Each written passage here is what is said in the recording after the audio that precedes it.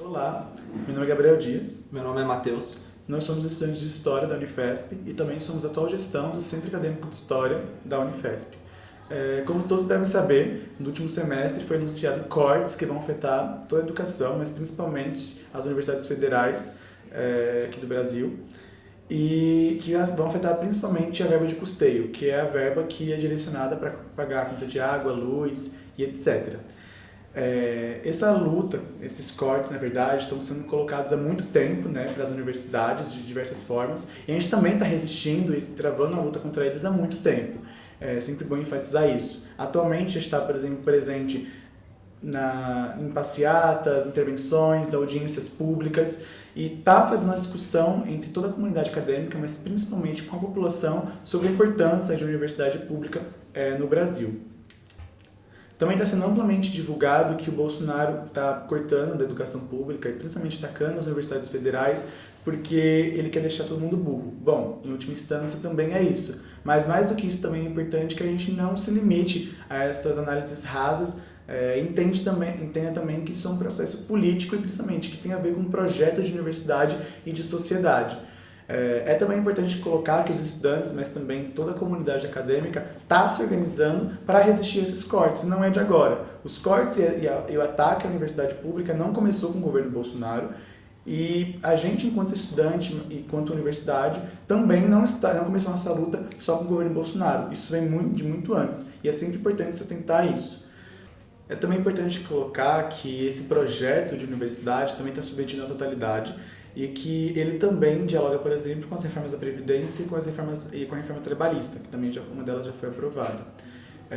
E a partir disso a gente também pode entender que ele também tem como objetivo acabar com direitos históricos da classe trabalhadora e, ao mesmo tempo, sucatear e privatizar tudo que é público. É também importante colocar que os ataques à educação, primeiramente, não são um fato episódico e, ao mesmo tempo, ele não é um fato isolado. Ele faz parte de uma totalidade, um projeto de universidade e de sociedade, que também dialogam, por exemplo, com a reforma da Previdência e a reforma trabalhista, que tem como objetivo acabar com direitos históricos da classe trabalhadora e, ao mesmo tempo, sucatear e acabar com tudo que é público e que também foi conquistado pela gente. Nisso também é importante colocar como que esse processo de corte também faz parte do processo de privatização do ensino superior de educação pública no Brasil, já que historicamente o modus operandi da privatização no Brasil tem a ver, por exemplo, com primeiro sucatear e depois falar, nossa, nada que é público é bom, então eu vou e privatizo. É também extremamente importante destacar que o ataque às instituições de ensino superior, às universidades federais no geral, também é um ataque direto às instituições de produção científica no nosso país e também à nossa possibilidade de autodeterminação e soberania enquanto nação. Mas cabe então perguntar o porquê é que um chefe de Estado ou um projeto de governo atacaria a sua própria soberania nacional ou soberania de seu próprio povo. O motivo disso acontecer é que no nosso país existe um interesse de classe que está por trás dos objetivos do atual governo. Esses interesses de classe, representados pelo nosso governo, têm como objetivo, assim como o Gabriel já disse, de privatização da universidade pública e estão inseridos naquele contexto da reforma da Previdência, da reforma trabalhista e como um projeto que não visa o desenvolvimento nacional. Pelo contrário, ele visa a privatização para atender os interesses privados. Um bom exemplo disso é a forma como vem sendo tratada a questão do petróleo no Brasil. O pré-sal é uma fonte de riqueza muito grande e que nos próximos anos vai trazer muita riqueza para o nosso país.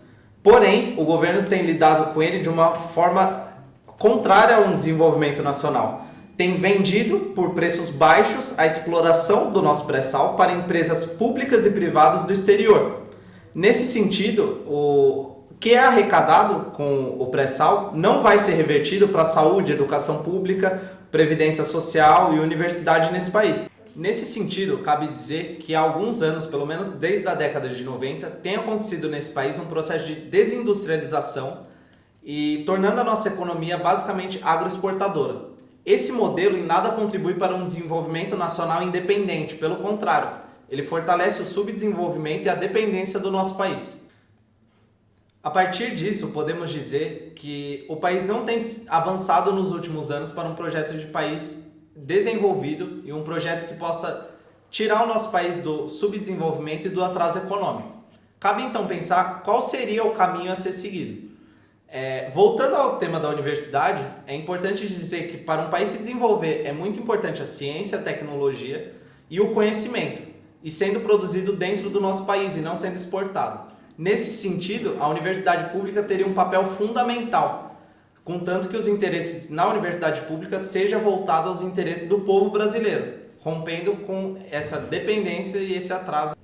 Sendo assim, e considerando o papel da universidade pública num projeto de romper com o subdesenvolvimento, cabe propor uma universidade que seja 100% pública, que seja gratuita e universal, que tenha acesso do povo, mas que não só isso, que tenha os seus interesses voltados ao interesse do povo brasileiro e que tenha como objetivo principal servir aos grandes interesses da nossa nação que precisa romper com o subdesenvolvimento. É também entender que nós nos colocamos contra qualquer tipo de projeto que vai desencontro com os interesses do povo. E é só se articulando junto com a nossa classe e barrando a reforma da Previdência, a reforma trabalhista, qualquer tipo de reforma ou destruição antipopular, que a gente vai de fato conseguir almejar a universidade do povo, com o povo e para o povo.